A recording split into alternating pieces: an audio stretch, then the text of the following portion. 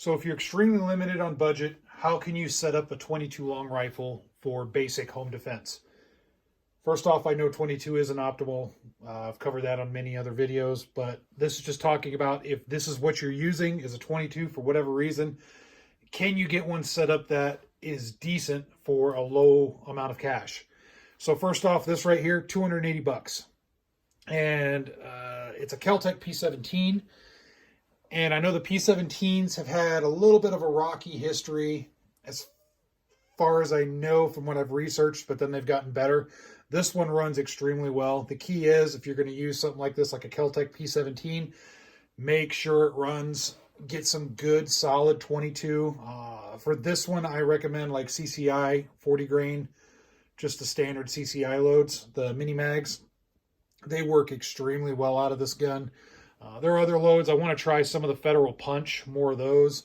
The Stingers and stuff work, but they tend to be a little bit finicky as they tend to lock the slide lock open just from the force of the 22, because Stingers have a little bit more oomph to them. But anyway, a gun like this is very inexpensive, a couple $100, and you can find them out there. Now, Kel-Tec P17s aren't the only ones. The Taurus TX22s are a little bit more expensive. You have the Glock knockoffs. You have SIG knockoffs.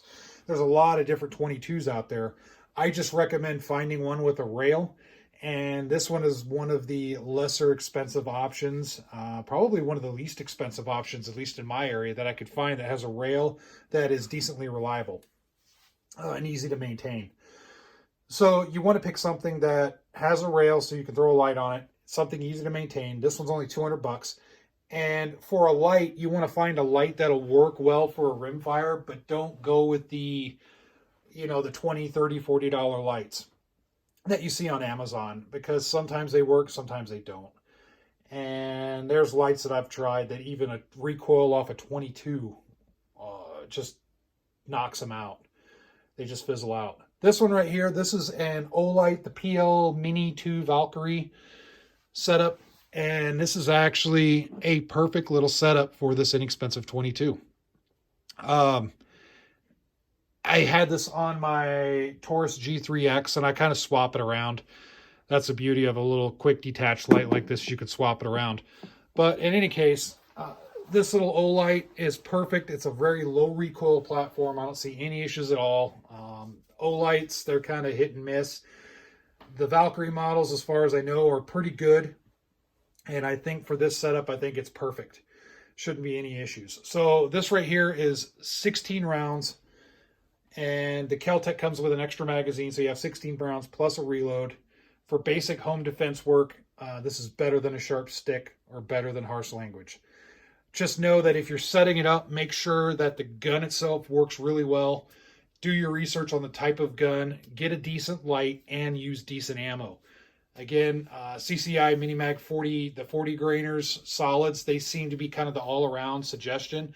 Federal has the 23 grain Federal Punch, which are pretty good.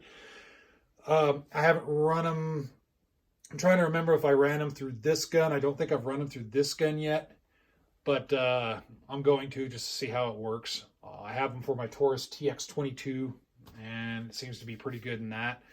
But in any case, just, if anything, use this video as kind of a thought experiment and go, okay, listen, I have a family member that's recoil sensitive for whatever reason, and I want to set up a solid basic 22.